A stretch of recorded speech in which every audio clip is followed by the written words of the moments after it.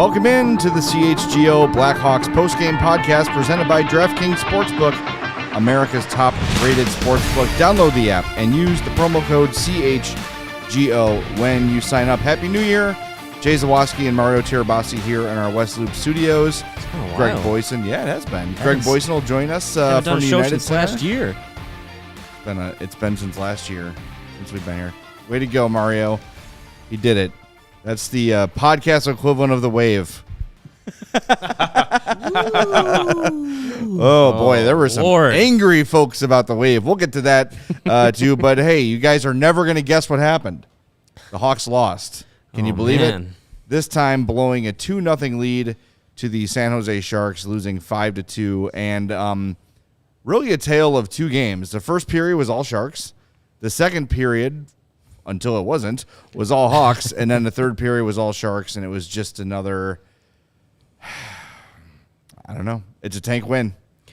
Yeah, I mean, it's this team that is not built to win NHL hockey games. And correct. To their credit, though, getting out of that first period scoreless was a small victory. And they carried a bit of that momentum into the second period and had a pretty good second period going for them. Got out to a 2-0 lead. Like, hey, a multi-goal lead. I'm fine with the Blackhawks getting one of those every now and then. They just don't know how to hold on to those. Yeah. And when they got the first goal, they got the opening lead with the Patrick Kane goal. Immediately after that, it just felt like, whoa, this team is playing differently. Absolutely. And I was just sitting there. I was just like, it felt like the puck possession was smoother. It felt like every player just seemed like they were playing with a bit more confidence in the offensive zone. They were sustaining some possession. Ended up leading out to a 2-0 goal, a 2-0 lead with the second goal. And I was just like, wow, Luke Richardson talks about it so much about how, playing from behind and gets them out of their system and, playing with a lead, they're able to dictate more of the game. And tonight was just like very clear what that difference is. And then snowball, 2-1, 2-2 on the kick goal.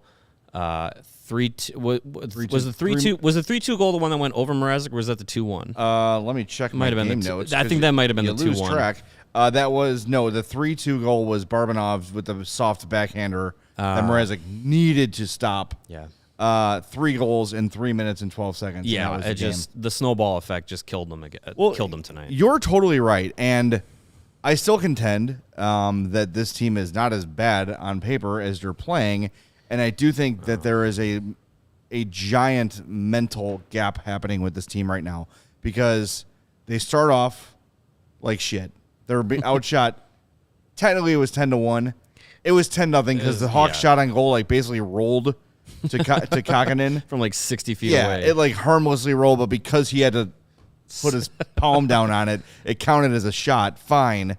Then, from 10-1, they go up 2-0. Shots are 15-15. Yeah. And I tweeted out, hey, it's been all Hawks since they were down 10-1 in shots. As soon as San Jose got on the board, it was over. It was 3 minutes and 12 seconds for 3 goals. This team is that fragile right now. And you were right. When they had up 1-0, up until that second goal, they're flying. Passes on the tape, sustained shifts from all 4 lines, finishing checks, making great plays. As soon as San Jose goes up 3-2, once again, the Hawks are stuck in mud. They can't complete a pass. They've got wide open looks to shoot, and they dish it off to someone who's got 2 San Jose Sharks on them. It's the same story we see. And we can talk about, on paper, whatever. It just shows you the human element of sports and of hockey. And this team is broken. They are fragile. They are broken. And as soon as the littlest bit of adversity hits them, it all falls apart. Yeah. So how this is where, and this is what frustrates me. I think Patrick Kane had a fantastic game. We're going to talk about him. But this is where, off the ice, yeah, you want your coaches to play a role, but this is where you want your veteran leaders, Taves, Kane, Murphy, McCabe, et cetera, to kind of pull the team out of this, right? And say, hey, it's okay. It's one goal. We're not just going to fall apart because we're only winning by one. We're still winning the game. We're playing well. Let's keep it going. Follow it up with a good shift. Instead, 3 goals in 3 minutes and 12 seconds, and as soon as that third goal went in, a softie late in the second period, which is a trend the Hawks have had all year, which is for any team a terrible thing to do. Those late period goals are crushers. Yeah. Brutal. And then right off the bat in the third period, 3 minutes into the third, the Sharks make it 4-2, and that's it. At that point, it's over. You're done. You're toast. Yeah, I mean, and it's funny, calling the team fragile last season, I think was there's a difference in then to now. Then it was you had the horses to come back from games, to not get down early in games, and it was just, if you want to call it coaching, if you want to call it pressure, whatever it was, the fragility of that team last season is different than this season. This season, it's all between the ears. And it comes from constantly being down and constantly we joke sometimes, sometimes joke, sometimes serious, that we do the same show more often than not for post-game shows. But it's because we're seeing the same Blackhawks game more often than not, and the same mistakes are happening again and again. Same script gets followed again and again, and it's clearly weighing on this team, weighing on the players, that it's become so formulaic that they either give up the first goal of the game that then snowballs into second goal, third goal, whatever, and they have to play from behind, or they get out to a lead, score the first goal, whatever it is, but when the team responds, they haven't been in a situation where they've had multi-goal leads this season, and as a group enough to where I don't even think that they know how to hold a lead. I don't think they have the experience in doing that as this group, which this group, is at least half of this team hasn't played together for a good portion of time. So they don't have that experience, and I think it's when they were playing with the lead, when they were confident, you see it there. You see that they can do some of these things, and it's just for whatever reason, the first sign of shoot, we're gonna have to dig deep to keep this lead. They don't have that gear in them. Right. Yes, and I also think it's worthwhile to talk about the goaltending element of this thing, because one thing that can stop the spiral is a big save. Yeah. Right? And a crucial save. And I'm not blaming Peter Mrazek for this loss by any means, but that third goal, in the context of the game, has to be stopped. It has to be stopped. And you could say the same for, was it the Timo Meier one that just kind of snuck through, where it hits him and he doesn't really know where it is and just kind of stands there. He thinks he's got it. Dribbling past his foot. Right there. At some point, you need your goalie to make a big save for you and turn the game around. That sort of thing, it can be as, I don't know what the word is, reinvigorating as a goal, where, hey, you know what? He had no business making that save, and he just bailed us out. Let's respond. All right, let's go. You know what I mean? Right. We got away with that one. Let's make something of it. So you don't have the horses to score. The goaltenders, for the most part, have been subpar. I think Stalock's been good, and we've discussed this. We want to see him get the bulk of the starts here, and he should. But, man, now and again, just make a big save for once. Yeah. For once, make a big save. And, again, aside from that third goal, I don't think any of them were necessarily soft or bad, but come through and make that ridiculous save now and again, and it's really going to help the team. And when you have none of that stuff happening, You don't have the scoring. You've got the confidence of the skaters totally sapped. The goalies aren't making big saves. If anything, they're giving up softies. This is what's going to happen night after night after night. Yeah, and we talked about it when we were here during the third period. You made the mention of like, wow, for a team that's in the tank standings, the Sharks actually have some players that are putting up some big numbers. Years. You see what the difference in goaltending makes. Like the Sharks are having some good players have some great seasons. Erik Karlsson is having a Norris caliber season, and your two starting goalies for the Sharks, neither one of them is above 900 in a save percentage. Like you see what goaltending does, and we heard from Taylor Radish a couple of games ago. Talk about Alex Stalock and the way he's been playing this season when he's been healthy.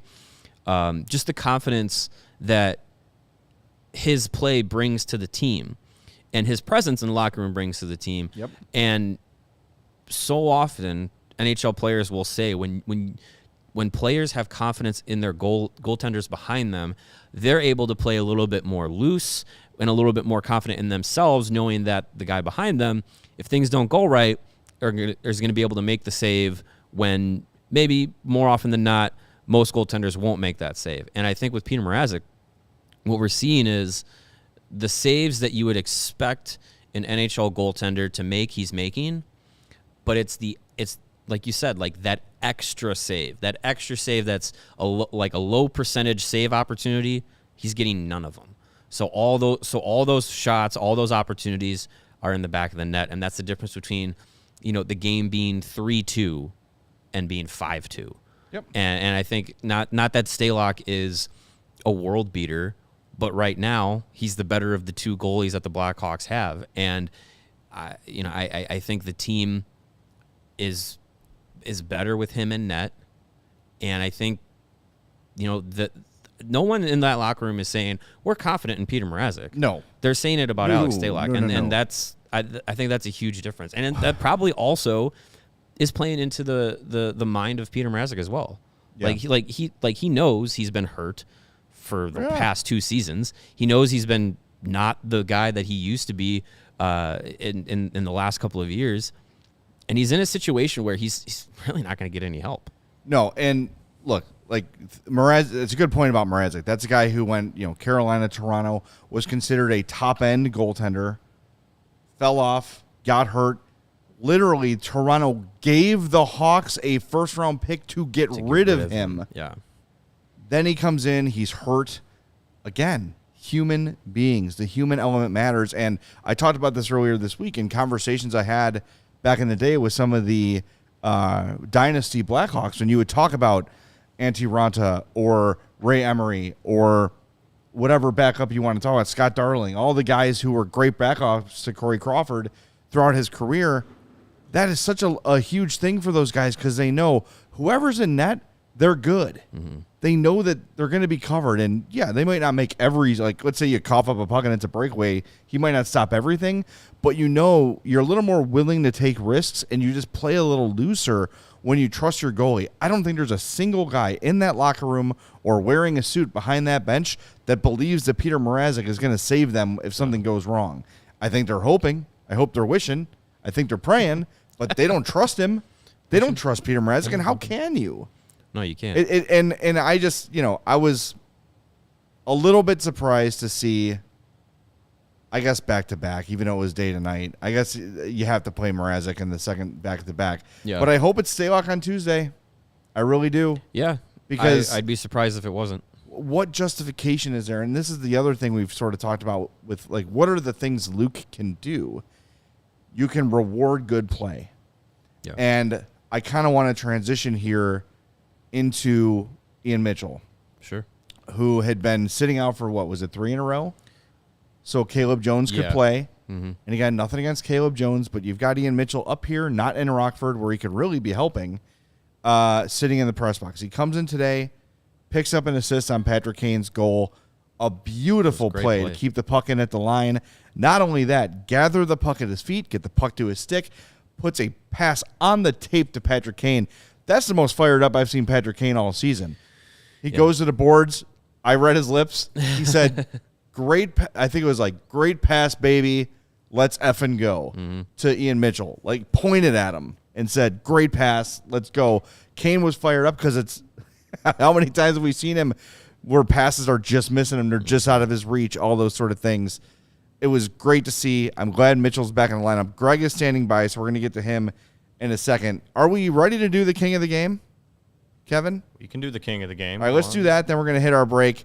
It is time for our DraftKings king of the game, and we're going to talk about this guy a little bit later in the show because a big hockey rumor guy mentioned our king of the game, Jake McCabe, is a potential target for the Edmonton Oilers. So I definitely want to talk about that maybe in the last half of the show. 3 shots on goal, 6 shot attempts, 2 block shots, 2 hits, 19:53 of ice time for my current favorite Blackhawk, Jake McCabe. Finished even on the night in a 5-2 loss. Just another Jake McCabe game, but really nice to see him assert the offense a little bit.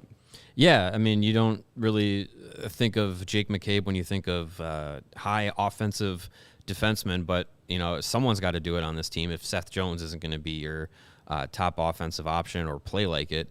Yeah, I mean, McCabe, we say it all the time, and he has yet to prove us wrong, but he shows up every night, and he is one of the guys that you can always count on in this lineup to put in, you know, the as much as you want to, you know, crack your jokes about ready to work.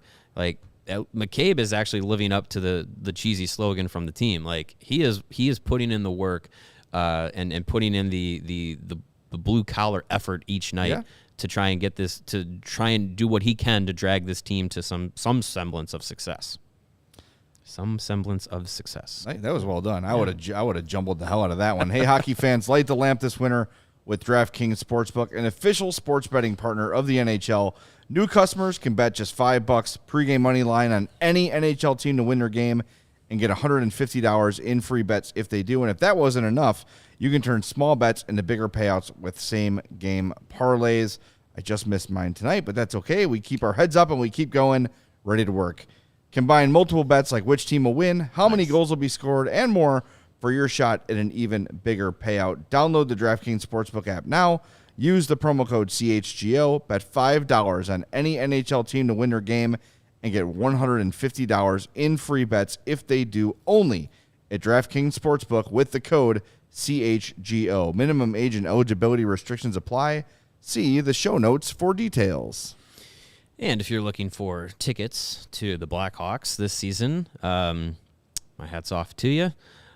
But if you want to do that, or, you know, tickets to a Bears game or Bulls game or any sporting event in Chicago. Maybe something else. Maybe just go to a different city. Maybe something else, you know, whatever you want to do. I suggest that you use our friends Game Time, the hottest new ticketing site that makes it easier than ever to score the best deals on tickets to sporting events, concerts, and all kinds of shows. You ever dreamed of sitting in a seat you never thought you could, like the 50-yard line or courtside or behind home plate or right on the glass? You can bang it and piss off Jay Zawaski. God, that lady was obnoxious. Well, with Game Time, it's possible. Maybe she got her tickets to Game Time. Who knows? It's the biggest last-minute price drops that can be found on seats you thought you could never buy. You're not going to find a better deal on tickets this season. And if you do, you won't, but if you do, you can go to Game Time and they will match the price of those tickets. That is how much they want to make sure that you are getting the lowest prices through Game Time. So if you love CHGO, you're going to love that. Take two. If you love CHGO, you're going to love Game Time. The best way to support us is by buying your tickets through the link in the description. When you do that, you'll be joining over 15 million people who have downloaded the Game Time app and score the best seats to all of your favorite events. And a reminder, it is time to level up your fandom at allchgo.com. Become a diehard today. You will save on all things CHGO, including our United Center takeovers. Stay tuned for an announcement on that coming very, very soon. You'll save on our merch at the CHGO locker. And, of course, when you sign up to become a diehard, you get a free shirt or hat of your choice for free, including our legendary 81 design that we came out in honor of, you know, number 81. We can't say his name as we're doing the little thing here because we don't want to get in trouble. But I think you know who number 81 is. So go to the CHGO locker, check out our selection of stuff, become a diehard today, and gift subscriptions are available So if you got that belated Christmas party coming up, or you got a friend whose birthday's coming up and they love Chicago sports, it makes a perfect gift. AllCHGO.com. And speaking of perfect, I can see the flowing locks standing by at the United Center. It's our friend Greg Boysen. What's up, Greg? Hello, boys. How are we doing this lovely evening? It's very similar to what we've been doing for the prior 34 evenings. Yeah, no shit. This is just like this is Groundhog Day, but in a hockey season. It's the same thing every time. Well, a little different. The Hawks scored first tonight. That was a change. Yeah, but then they lost again. Yeah, well, yeah. What was the mood of the locker room after this latest blown lead? Not great, as you can imagine. Got to talk to Sam Lafferty a little bit, and he says that it's hard to pinpoint exactly where something like this goes wrong. There were many moments he said that you could mention. They lose momentum. Patrick Kane spoke after the game and kind of said the same thing. He says you got to find a way to close out that period. If you're tied, as opposed to being chasing a goal, it's much easier on the team. But again, we've seen it a lot lately, even on that road trip too. We've been seeing a lot of those late goals at the end of a period, and those are just like a punch to the stomach. Yep. Well, I mean that's been this team's one of their biggest hindrances this season is goals within the final 3 minutes, 2 minutes of a period, and whether it's blowing a lead or allowing a goal that extends the lead that the other team has. When you go into intermission, having given up, the last thing that you did on the ice before going into the room is give up a goal or 2 goals or whatever it is. Walking into that room, you're looking around at your teammates. You're whether you want to say, oh, we're all together, and you're passing blame. You're in a pissy mood. Like, how many times have they gone into the locker room, into an intermission, with that kind of mentality, that kind of reaction? So it's just, I think they're. I mean, obviously they're right. They have to stop giving up goals in the final moments of periods to try and have any kind of momentum carry through from one period to the other. I don't know. And look, if they could do it like that, they would. But it's getting frustrating. It's almost good that so many of these guys are not in the long-term plans, because I don't know what Luke Richardson can say anymore. No. Going into intermissions, well, here we are again. Keep your heads up. I just imagine that scene at the last game in Slapshot during intermission. And they're just they're all beat up. They're just muttering to each other. Old time hockey, yeah. Get them. It's just that lost feeling, and I feel we talk about the coaches all the time, and I can't really pin any of the outcomes on Luke Richardson. Yeah, there's some roster decisions and things here and there, but I just don't know what you do or say. And we were talking, Greg, before you jumped on about just. They go down 10-1 in shots. Then they're up 2-0. Shots are tied 15-15. And then in 3 minutes and 12 seconds, the whole thing is ripped away, and there's no shot in hell they're coming back. You just know it. You just know they are incapable of bouncing back from any sort of controversy, even if the controversy is your lead is 1 goal less than it was a minute ago. Come on. Well, that's what the thing Luke Richardson said in his post-game presser was more than once mentioned they started feeling sorry for themselves. And when they started feeling sorry for themselves, they start playing safe. And when you start playing safe, all of a sudden guys have got more space on the ice and plays are made against you. And it's just, he's hinting that, it's that here we go again feeling, and you can't shake it. It showed it tonight. Things went awry real quick. The first goal was a fluke. It was a weird shot that bounced up and looked like a rainbow flying over Mrazek into the net. And Richardson said, "Hey, it was a lucky goal, but you still got to win one-on-one battles, and that play doesn't even happen. And he says, when lucky or not, you make your own luck, and when things are going bad for you, you don't, and that's what happened. Second goal, he said he thought it looked like his foot was going a little forward, but what are you going to do? But he also said, again, we left Edward Vlasic wide open at the back door, and that can't happen. So he says we could have prevented that too. And then the third goal, it's a soft one, a bad one, all the way around. Mrazek didn't get to hit the short side quick enough. It goes in over. And Richardson said maybe the puck ticked Mitchell's stick, but still, he walked around 3 red sweaters like they weren't even there. It was an embarrassing goal from start to finish. It can't happen. It was a breakdown from start to finish. And then in the third period, those goals were just bad. Mrazek has no awareness. The puck's just laying there. Connor Murphy stands there and doesn't scream out where the puck is or even try to impede Timo Meier, who just goes right in and taps it in, easiest of his 21 goals this year. And I could say that without seeing any of the previous 20. And then the fifth goal, Ian Mitchell played well, but he got kind of burned on that play. And you saw that his lack of NHL speed, it's going to bite him more than once per game. And, it definitely happened tonight. But overall, Mitchell was good. Your point about not communicating on the ice, this has been something that Luke has been frustrated with all season. Talks about these guys not talking to each other, not communicating with each other on the ice. And I don't know if it's like a generational thing or if it's a lack of familiarity thing, because a lot of these guys in this roster are new. I don't know what it is. Kaylee Chelio said it during the second intermission too, that guys are not communicating out there, and it might not seem like a big deal, but when you've got a lot of guys playing together for the first time, you got to know where people are. And when you watch the good teams in this league, or you watch the World Junior Championships, and you see groups that have been together for a long time, that have played together for a long time, you hear the communication on the ice.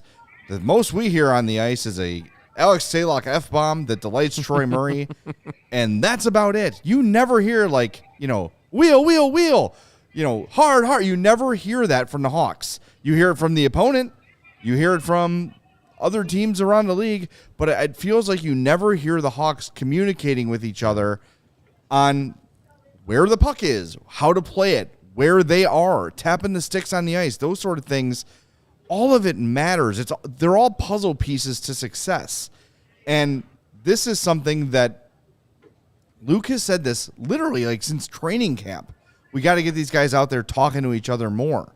Mm-hmm. And they just don't do it. I don't know. I don't know what the answer is. I don't know why they can't do it. It's just, it's very, very frustrating. And I think you're seeing that the players get frustrated. You're seeing the coaches get frustrated. And this just might be what the rest of the season looks like. And ultimately, probably for the best. Ultimately, right? Because you're going to have the best chance at Connor Bedard, who only had 4 points in his last game. Bum. That's the whole idea. But it's still night to night as we come in here and do these shows, which we love doing, of course. It's just put the shrug emoji on the screen for an hour. And just play elevator music, because I really don't know what more to say. I'll just do this. How many times can we say the same thing and hope for something different? As far as tough. As far as the communication aspect of things go, getting used to playing together is one thing, because guys got to get used to tendencies that other teammates have, and what a guy might do in situation XYZ. But communication, there should be no excuse for lack of communication, because hockey, it is an international game. There's guys that speak many different languages on the same teams, but hockey can be a universal language, and it usually is. Yes. And we're 36 games into this season. Communication, whether you're a 20-year-old or a 38-year-old, you should be able to communicate on the ice no matter who you're playing with, because you're not communicating something secretive that the other team, that you don't want to divulge information to the other team. Right. You were just shouting to your teammates. It's a very easy thing to do in hockey, is to talk about shout what's happening on the ice. There should be, and you mentioned the World Juniors. Some of those guys, they've only played together for a week, 2 weeks. Yeah. Like, and there's so much talking going on, and they have to do that because they haven't played with each other so much. So communication for this team, it shouldn't be as poor as it has been this season on the ice, because at the professional level, you know, these guys have been doing it for so long that communicating on the ice, it's not that the message isn't getting across. It just seems like they're just not doing it. And I don't know if that is if that's just poor decision making by the players that they're not doing it, or, and I hate to say this because I think the opposite of it, or are the players just going through the motions and just saying, like, you know what, we're going to go out and play the game, get it over with. I got my reservation at 9 o'clock. I want to make sure I get to it on time. That's what I'm thinking about. Like, I hope that's not the case. I hope it's not either. I mean, look, I said to you guys during the game, I don't know if you heard me, because we're like 5 feet apart, but we can't hear each other at all at the games. It's very strange. So you're sitting at the bar at the restaurant, huh? What? Yeah. What? It's like, I feel like I don't talk to Mario until we get here. But I said, like, has Jonathan Toews won a board battle tonight? I just that's the thing, and that's something that I never dreamed in my life I would say about Jonathan Toews. Even if the points started drying up, the effort is nothing I would question. And it's just, I don't know, and it's hard to, well, I don't want to say it's hard to blame them, but it's understandable that they would start to feel checked out. Oh, yeah. You know, it is. They know there's no way out of this. They know they're the worst team in hockey. They know that their fans that are actually, like, the fans that pay attention 82 games a year kind of want them to lose. Right. There's no real affection to anyone on this roster aside from Toews and Kane, who everyone kind of knows, like, well, it's either going to be March or July that both those guys are probably gone. Mm-hmm. So fans have already kind of mourned that loss already. So it's just a weird season and a weird feeling, and the temptation to check out has to be crushing. Oh, yeah. It has to be. I don't know. I don't know how these guys, and look, here's what we'll say. Like, you know, during the dynasty, we saw times where Jonathan Toews was affected and he was moody and he wasn't fully engaged until Brent Seabrook slapped him around like the nun in Blues Brothers and said, hey, pull your freaking head out of your ass. We need you. Right? Yeah. The Hawks don't have that guy. They don't have the guy that's going to go in there and say, enough is enough. Let's go. As Greg, Mario, as we're in the locker room at practices, you guys are there post games. Do you see a guy that has that presence on the team? Because I don't see it. Connor Murphy's a quiet guy. Is it Stalock? Is that the one guy that's got the sack to say, hey, let's go. Let's freaking go, guys? I bet he would say McCabe he would not say freaking though. I bet you no, not at all. I bet you Jake McCabe has peeled the paint off the walls in the locker room a few times. That's a guy that cares. I guarantee you he has yelled at some of these guys more than once. But other than that, I don't really know. I can't, there are a lot of guys on here I can't picture giving you that fiery, emotional, rah-rah speech in between periods. Like even with McCabe, I wouldn't think it would be very positive. He's probably like saying, hey, do your job or I will effing kill you, because he can. And so, yeah, I don't know. Like, it's I don't want to compare it to, like, I've never played for a losing NHL team, but, I can kind of sort of compare it to some of the really bad Friday night bowling teams that I've been on where, like 4 weeks into identical. Pretty much. But like 4 weeks into a 6-month season, you have no chance. And you just kind of like, okay, I guess I got to go do this Friday night. I mean, it's not the same, but I can understand how at a point doing this, repeating the same thing over and over again. If we are frustrated and tired of talking about the same game every night, how do you think these guys feel about playing the same game every night? And they're the ones out there that are having their pride hurt or getting embarrassed on plays. Not us. We get to sit here and point that stuff out, and we're getting tired of watching this. Imagine being the guys that are making those mistakes and being on the wrong end of those plays night in and night out. It's got to wear on you. Even the most professional players have got to be like, I just can't wait for this to be over. Here's another factor to consider too, as we're looking for that guy, the vocal leader, to step up and lead. The presence of Taves and Kane probably have some guys a little bit gun shy about doing that. Like, is Tyler Johnson going to speak up in the locker room with those two guys there? Right? Does he feel that sort of, I don't know what the word is, but like, does he feel the right to be the guy to speak up? Does he have that space to do it? Yeah. And you've got guys, Taves and Kane, first ballot Hall of Famers, statues, banners, all the things that are coming their way, still in that room. That's got to be, I don't want to say intimidating in the way of like, oh, I don't want to piss off Jonathan Taves, but it almost feels like, hey, it's their team until it's not. And until they're gone, I don't know who has the authority, I guess, for lack of a better word, to step up and say something and do something and grab the team by the collar and say, let's go. I think quick. It's one thing to not have the talent, which they surely don't have. We all agree. They're one of the least talented rosters in the league. But the fragility and the slow starts and all the things that we've seen all year long, that is a leadership issue. And Gunzo says earlier in the chat, like, why can't the coach do that? There is some merit to that, but what Lucas said all year is, I don't want to, as soon as I use that bullet, as soon as I go in there and raise all hell and flip tables over, I risk losing the team, and I risk my message wearing out. Luke, as a guy who's played 100 million NHL games for good teams and bad teams and everything in between, he knows what makes players tick, right? And the Mike Keenan, John Tortorella, I'm going to freak out and question your manhood and all these things, it works, it motivates through fear, but it is so short-lived. Mm-hmm. It's so short-lived, and it's not effective long-term, and I don't think him going in there and flipping over tables is the answer, because if I'm a player in there and I'm getting berated by my coach, I'm going to say, wait a minute. Look at this. Look at the roster that's management's left us with. Mm-hmm.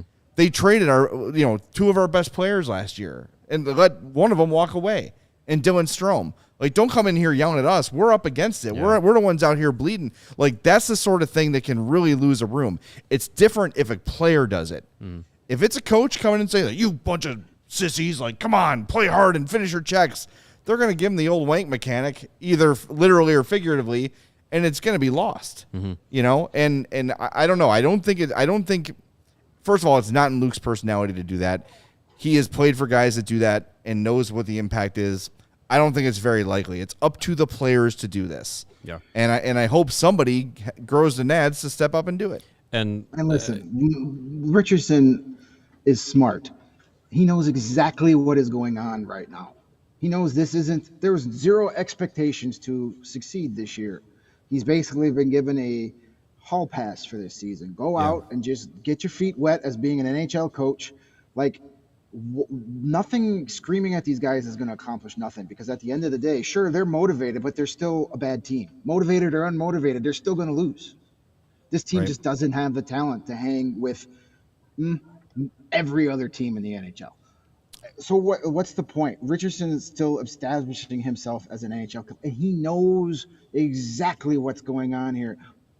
Get into it with guys that he knows won't be his player in 6 months, 6 weeks, 6 days, maybe. Who knows? Like, he's implementing his systems, he's implementing his culture, and he's not going to lose his shit because you're losing to the Sharks on a Sunday night.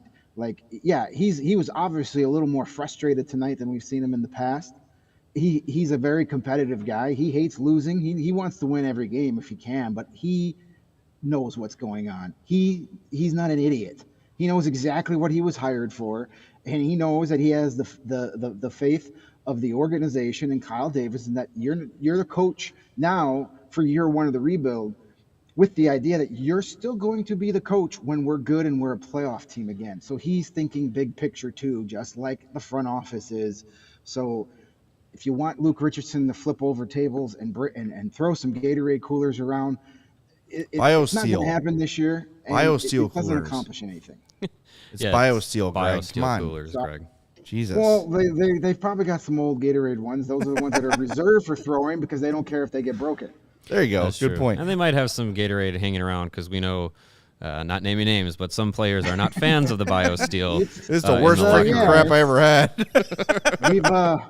We've heard some unpleasant Yelp reviews in the locker room. Yeah, not positive reviews of the BioSteel. But I like it, by the way. Hey, by the way, Greg, you mentioned a hall pass.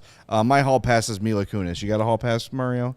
Or are you too young into your marriage to have that established yet? I know what it is. I don't have one. Oh, okay. No. You got to name that early, man. That's going to be part of the vows. My wife has 5 Paul Rudds. I have Christina Hendricks. Okay. I feel like Paul Rudd's on every woman's list. Yeah. Well, she actually she's jealous of that guy. She has modified it in recent years to 4 Paul Rudds and the entire cast of Black Panther. I don't know how that works, but okay. It's quite the hall pass. As long as if Mila Kunis ever comes in studio, I'll let her know, and then the police will be called, and that will be the end of it. All right.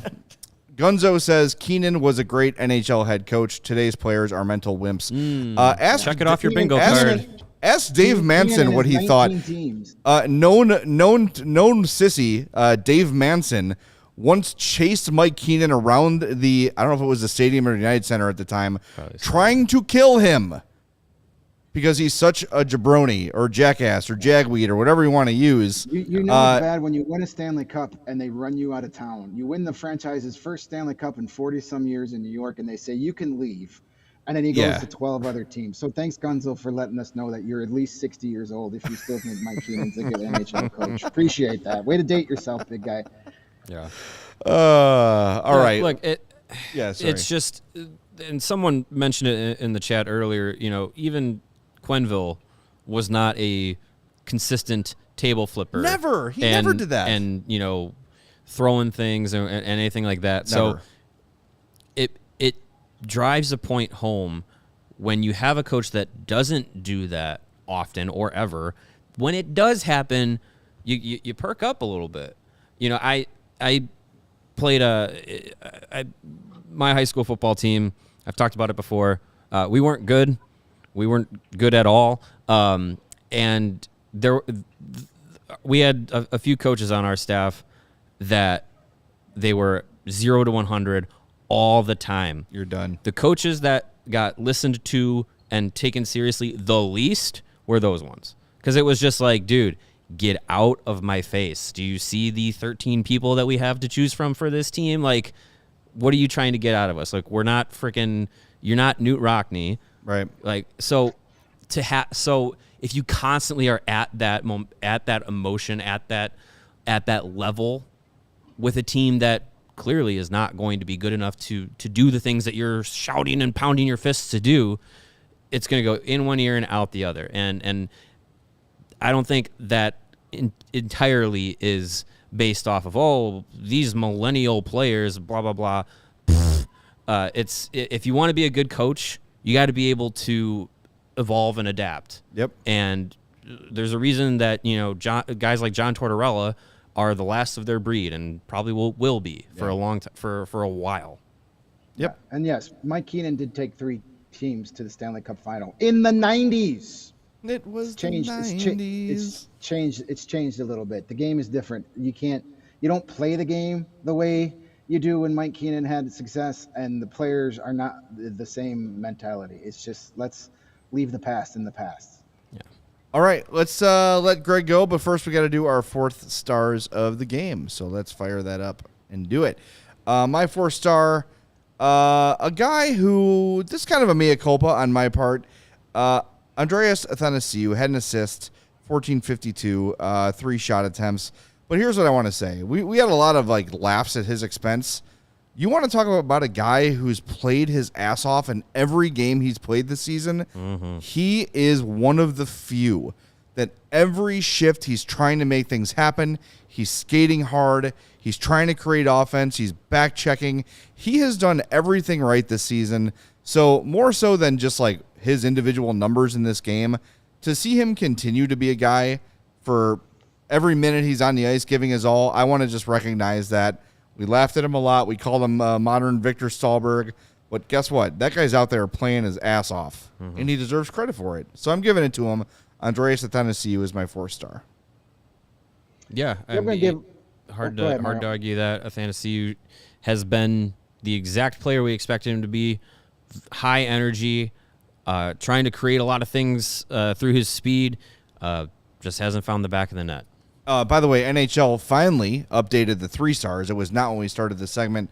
Logan Couture, number 3, Erik Karlsson, number 2, and Barbanov was number 1. By the way, speaking of Erik Karlsson, you talked about the great season he's having. 53 points in 39 games for Erik Karlsson, who a lot of people wrote off. Me. A lot of people wrote off Erik Karlsson, and he's having a Norris Trophy year, so good for him. Also, Sharks franchise record 13-game point streak extended tonight for him. Yep. Found the fountain of youth at 32 years old. That's right. As Troy Murray said, and crushed my soul. I saw Erik Karlsson in the hallway after the game. He was talking to the San Jose media, and he's still pulling off that pirate look, man. He still looks good in that. Whatever works for you, swashbuckler. Yar matey. Enjoy that next Norris Trophy. I'm going to give my 4th star to this is kind of the exact player and performance we started this segment for. I'm going to give it to Reese Johnson. He's not all over the score sheet. He played a little less than 12 minutes, but he led the team with 6 hits, had a couple of shot attempts, and a block shot as well. He's just one of those guys that was out there just trying to create something through his energy, through his physical play. Luke Richardson and many of the guys in the locker room all season long have said this team is only going to win games when they play physical from start to finish, and he was one of the few guys tonight that actually did that from the opening draw until the final horn. So I'm going to give my 4th star to Reese Johnson, future Blackhawks captain Reese Johnson. Oh, God. Yes. If Derek King had his way.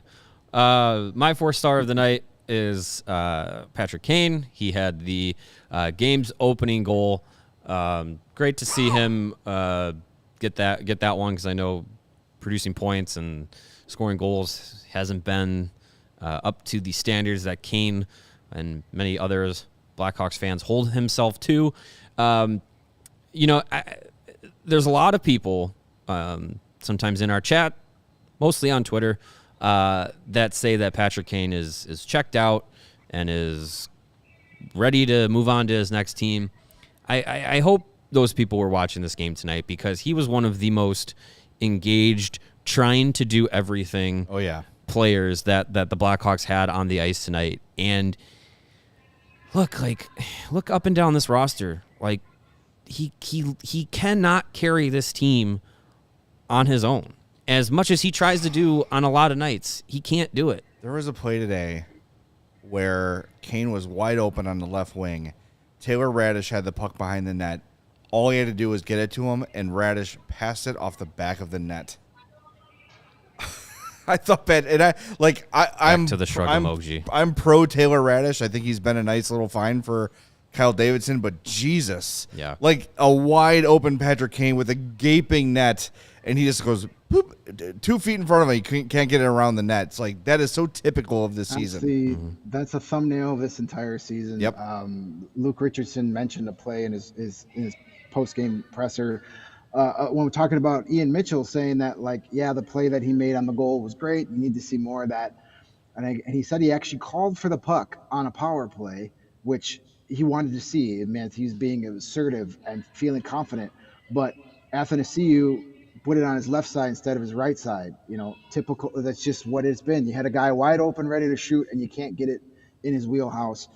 Richardson said maybe he still thought it was Caleb out there, who's a left-handed shot, and and Mitchell's a righty. But it doesn't matter. It's still, that's been the synopsis of this entire season. Even when they get in the right position to make something happen, something is just off by a fraction of an inch, and they can't get the play off, while other teams are doing it in their sleep. You know what? They should, Colin Blackwell's jersey, his number should be 22-23, and the name should say Blackhawks, because he is the encapsulation of the Blackhawks. He tries really, really hard, and then gets and just just makes the most simple things look difficult. Yeah, but he's out there trying his ass off. So what are you gonna do? All right, I'll never knock him for his effort. Yeah. All right, Greg. Safe journeys home, man. Thanks for joining us. Good stuff as always. We appreciate it. All right. See you boys on Tuesday, I think, right? Yeah, no Tuesday, practice right? tomorrow. No practice tomorrow. No practice We're off. tomorrow. Off day. Love Yep. it. All right. See you boys Tuesday All right. when the Tampa Bay Lightning and Brendan Hagel are in town. That should be a thing. Fun one. That I'm sure we'll have a different outcome that time. All right, buddy. We'll talk to you. All right, boys. Drive safe. That is Greg Boysen live from the United Center. Make sure you're following him on Twitter at Greg Boysen. Always coming with really good stuff as he does, and when you do, when you're there, Mario. I love our little intermission or post-game hits. It's a lot of fun. Yeah, 3 Hawks hits from Greg will be coming out shortly after the podcast is over. Still to come, we've got our tank standing updates. We've got our tankathon simulation. We are at 39 likes. I want 50 likes for an extra spin at the wheel. And we're going to talk a little bit about that Jake McCabe rumor that Elliot Friedman had. But first, rumor season. We're going to talk about pins and aces. Yeah. Hey, the weather has been nice, hasn't it? Since it was negative 50, now it's 50. It's a 100-degree swing, if my math is correct. Yeah, I believe that is correct. So the weather's nice. I know the golf courses are closed around here for the season, though, but, you know, that doesn't mean you can't go out and get yourself some nice Pins and Aces gear, the official golf apparel partner of CHGO and the presenting sponsor of the Big Drive Energy Golf podcast on the All City Network. They make amazing polos, hats, golf bags that can be customized, and, of course, the beer sleeve, the innovative product that goes right into your golf bag and can store up to 7 beers right there in your bag and keep them cold the entire round. Be sure to check out Pins and Aces at pinsandaces.com, and when you do, fill up your shopping cart with all the great gifts that you can send as late Christmas gifts, like, oh, I forgot you on my list. Here's your Pins and Aces gear. When you do that, use the promo code CHGO, and you're going to receive 15% off of your first order, and you're going to get free shipping on that order as well. That's the promo code CHGO at pinsandaces.com. And heard from a friend that they took advantage of our Shady Rays deal and got, like, let's see, I think it was 6 sunglasses, so it was 12 pair with the buy one, get one. And just, like, everybody in his family got Shady Rays, and he absolutely won Christmas. And if you've not tried Shady Rays yet, you don't know what you're missing. I heard all the hype. I heard what Greg said before mine arrived, and I held them in my hand and said, these are the highest quality sunglasses I've ever owned, and they're for a fraction of the price of those higher-end brands that, frankly, don't really hold up in terms of quality. At Shady Rays, they never understood why sunglasses were so expensive, so they changed it. You don't have to break the bank for quality sunglasses this fall because our friends at Shady Rays or Winter have you covered. They're premium polarized shades featuring world-class optical clarity, substantial durability, and styles catered to everyone in every lifestyle. And the best part about Shady Rays, they have the best protection program in all of eyewear. If you lose or break your shades on day one, they will send you a brand new pair, no questions asked. Dropped in a lake, thrown on the ice, you're doing the wave and somebody hit you in the face, anything, and they will replace them. And even with that strong of a protection program, they still manage to make quality that I can tell you is just as good or better than any pair I've ever owned before. And Shady Rays customers agree with over 200,000 5-star reviews. They stand behind their product and told our team that if anyone has an issue, they'll throw profit out the window and do what it takes to make it right. Free returns and exchanges. You either love the shades or Shady Rays will pay to ship them back. That's a guarantee, my friends, and exclusively for CHGO listeners, they're running their deepest deal yet. Use code CHGO for 50% off 2 or more pairs at shadyrays.com. That's a BOGO, friends. You get 2 pairs for as low as $54. Redeem only at shadyrays.com, where you can find all their newest and best shades. Before we get to the trade rumor here, some quotes coming through here from Patrick Kane. This is all from Scott Powers. Obviously, we've been losing a lot of games, and I think it wears on a lot of guys. Guys get frustrated. It's understandable. At the same time, when we're in positions like we are tonight, we got to find a way to not give up so much so easy. It's obviously been a problem all year for us. I think we've had the right attitude. Guys want to win. Guys are staying positive, especially tonight. I think we had a new outlook on things after the last year, and it being a new year and trying to start off the way we wanted to. It looked like it was going right there for a while, and then it wasn't. So Patrick Kane kind of echoing the stuff we're talking about here. Tonight's game was the New Year's diet. It went well for a few weeks, and then it all came tumbling down when you get that first pizza of the year, and it becomes the second pizza and the third pizza of the year, and then it's just ruined. Right. Why bother? All right. I know you tweeted about it yesterday, the info from the 32 Thoughts podcast regarding Jake McCabe, Max Domi, so I'm going to give you the floor here. Yeah, that was last night, I think. Yeah, it was the 32 Thoughts segment on Sportsnet late night game. Can't remember what game it was, but Jeff Merrick and Elliot Friedman talking about the Blackhawks and trade rumors. From Jeff Merrick, he was talking about the potential that Max Domi might actually be finding himself a home in Chicago rather than being flipped, as we all expected when he first came to the Blackhawks on a 1-year, $3 million deal. And then as the segment was ending, Elliot Friedman just kind of tossed in there, Jake McCabe might be targeted by the Oilers. So that's two very interesting things to come out from those guys, which if this was just coming from random NHL blog spot 23 at blah, blah, blah, blah, blah, like I wouldn't think twice about it. But coming from Merrick and Friedman, it's interesting to hear. And Scott Powers and Mark Lazarus today on The Athletic, they came out with their, what most updated what they're hearing about as far as trades for the Blackhawks go. But, with the Domi thing, look, I don't mind it. I don't mind if he's brought back in some sort of extension. But I don't know. Is it worth the way he's playing and what he can bring to a contending team?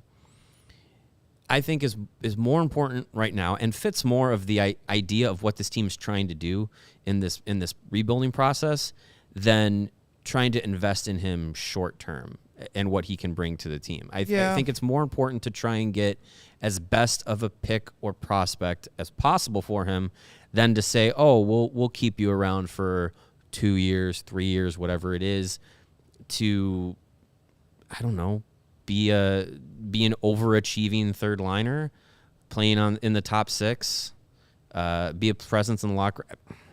I don't know. I think it depends on too, like, what kind of offers are you getting for Max Domi? Right. Like I think that's what Kyle Davidson has to do is say, all right, for a third round pick or higher, I'm willing to trade Max Domi. I would. Anything below a third, I'm going to think about it because, frankly, if Taves and Kane are gone, someone has to be here.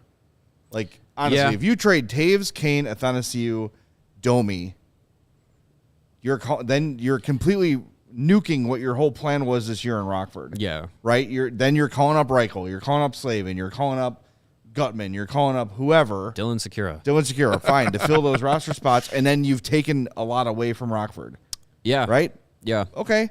So I think he sets a price. The other thing, and Mark W. brings this up in the chat, you could trade Domi and tell him, hey, man, July 1st, have your ringer on because we're going to sign you. We're going to re-sign you, and we want you back. I know that happens very rarely. Yeah, but this is a very unique situation the Hawks are in. Yeah, my point on that is I think people love the idea of that. I don't think it happens as often as people want or believe it to happen. In the case of Domi, though, I tend to break my own thinking on that because he came to Chicago because of Luke Richardson. Yeah. And Luke Richardson, his seat is not hot. He is going to be here for a while. So I wonder if that actually could be potentially in the cards. Yeah, and look, as we look ahead to next year, they're going to have a crap ton of cap space. Mm-hmm. If Kane and Taves leave one way or another, it's $21 million of cap space. Right. That's just sitting there. They're going to have to fill out roster spots with veterans, just like they kind of did this year when they got Jay Dick and they got all the other guys. You've got to fill in those spots. Yeah. If Max Domi's happy here and content with playing through a season like this and loves Chicago, and look, like that's a guy in the locker room that's always smiling, gregarious. He's always there. He's always answering questions. Like, I think there's a value in having him there. Look, you're not going to go win anything with Max Domi as your best player. However, I don't think next year is also going to be the Rockford Blackhawks. No. It's just not. So you need to fill out some spots with veterans. He will be affordable. He's making 3, so you're looking maybe 4 next year, maybe. Or you just give him an identical deal, whatever, but it's not going to break the bank. Yeah. So I don't know. I think it makes sense. And I think you just sort of look around and say, hey, man, like if we're going to get 3rd or better for you, we're going to flip you, but keep that phone on. July 1st, we'll be calling, and he won't be the only one, right? Yeah. So yeah, I think that definitely could be in play. And from what Merrick said in the segment, it kind of sounded like it was more or less the Blackhawks were coming from a place of like, hey, we like what you're doing here. We like what you're bringing to the team. And it seemed like more of their decision to want to be like, we may want to keep you, rather than him saying like, hey, I want to stay here, even though I know he doesn't have any contract protection on his deal. And with McCabe, yeah, you know, that is a player that I think the Oilers, if the Oilers are a team that are targeting him, that is a team that could use a friggin' Jake McCabe. Like that's a team that is going to contend this year. They have 2 of the 3 or 4 best players on this planet right now carrying them, and goaltending is iffy. Defense is not the best. If you bring in a guy like McCabe, who is just a son of a bitch of a defenseman, yeah, I think that's a big addition to the Oilers. What do they have to bring in a McCabe? Without looking at it offhand, their contract situation, their cap space situation, I think is a consideration. And Jesse Puljujarvi, of course, yeah, and for McCabe, like, I know he's not putting up offensive numbers, but there's a lot of value that he brings defensively that I wonder what they could get in return for him. It could be an NHL close to NHL ready young prospect and a pick, or they've got all their picks this year picks. except the 4th.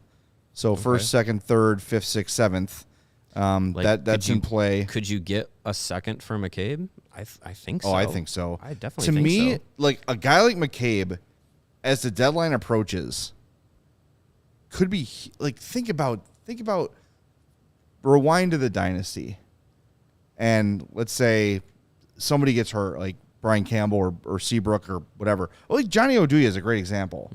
Not a household name, a good respected player, but you brought him in and he was a perfect fit because of the things he could do. Jake McCabe, you plug him onto any contender and they're better. Yeah. They're instantly better because you've got, I don't want to say he's like a number 1 shutdown defenseman, but he's a 2 or a 3 shutdown defenseman. Yeah. He's not Nicholas Hjalmarsson, but he's probably Nicholas Hjalmarsson light.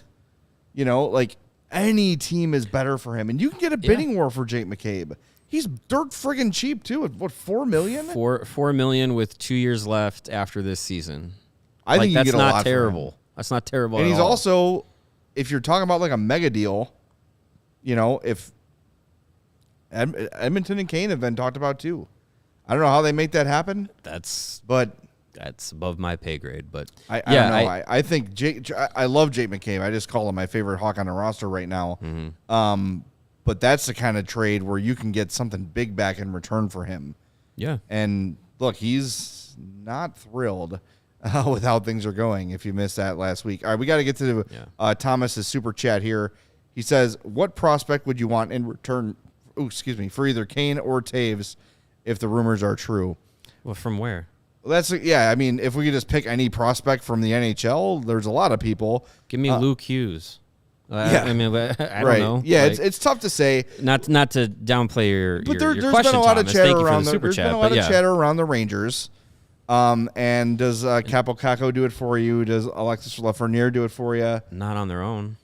No, it would be that in a pick. It would need to be a first and those guys, and then the Rangers aren't going to do that. So where are we going? One of those two, probably. Yeah. It's really hard to say. I mean, it's hard to say.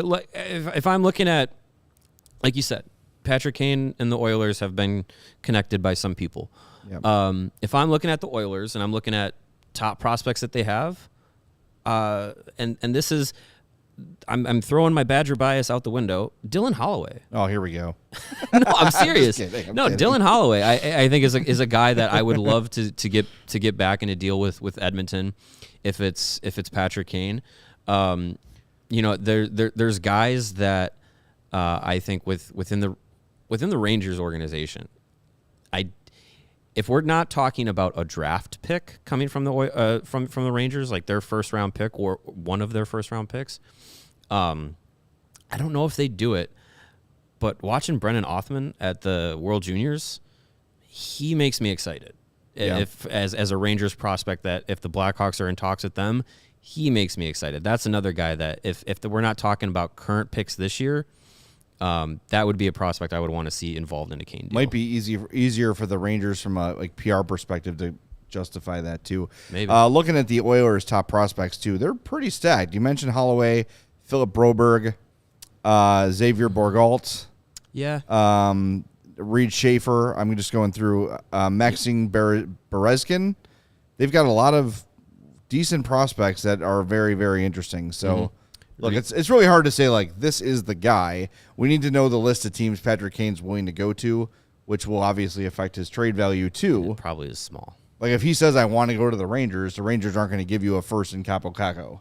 Right, They're going to because say, they now we've got have you the over leverage. a barrel. Yeah. It's us or nobody, so we'll give you what we give you. So you got to keep that in mind. Nate says, how about Keandre Miller? Hell yes. I would love Keandre Miller. I don't know. Hey, Badger bias out the window again. I love Keandre Miller. That would be great to have him on this team. The Rangers aren't giving him up. Yeah, no doubt. All right, let's do the tank stuff before we wrap up. We have 44 likes. We need 6 more for an extra spin. Let's go. Step it up. It was just Corey Crawford's birthday yesterday. Let's get to 50. Come on. That's right. 50 for Crawford. All right. You're not going to do it for us. Do it for Corey. Yeah, do it for Corey, if nothing else. The Blackhawks with the still the lead in the tank standings, 20 points after 36 games. Columbus, 24 points and 35. Anaheim with 24 and 37. The Sharks, 31 and 39. This was a big tank win. And Arizona back in the top 5 with 31 points in 35 games. So we are at 46. When are the Blackhawks going to get to double-digit wins? God. Like, seriously. March 32nd. All right, we got 48, That's so we're going to do one spin on tankathon.com. That is where we go for our tank spin. Good old Tankathon. So we're going to pull that up and see where the Hawks land. It's been tough the last couple days. Yeah, let's see where Tankathon is favoring over the Blackhawks this time around. Yeah. All right. Go ahead and give it a spin there, Kevin. Da-da-da-da-da-da. Vancouver, Chicago, Anaheim, Columbus. Nope. You still get we're still getting Adam Fantilli. That's fine. That's okay. And you know what? Connor Bedard plays in his hometown, as it should be, right? No. Also a reminder: if I the Hawks do finish with the worst record, they can pick no worse than third. So keep that in mind as we do these things. All right. So let's reset. Did we get to 50 yet? We had to. Come on, people. Really? We were at 48. There's not 2 people in here that can hit that like button for us for an extra spin? No. Yeah. I'm standing my ground. Well. These soft millennials want stuff for free. No one's willing to work for anything anymore. So we're calling it. That's it. We're wrapping the show up. We've already given you an extra 10 minutes of podcast time. That's it. Sorry, I'm punishing you. I am a hard-nosed Mike Keenan type. I'm going to flip this table over when the show is over. You should coach the Blackhawks. I should. All right. Thanks for tuning in, everybody. We're back Tuesday after Hawks and Lightning. That should be fun. We are off tomorrow, so we'll talk to you Tuesday. Thanks for tuning in. Thanks, Kevin, for running things. Thanks to Greg for joining us from the UC. Make sure you're following us on social media at CHGO_Blackhawks. We'll talk to you Tuesday night.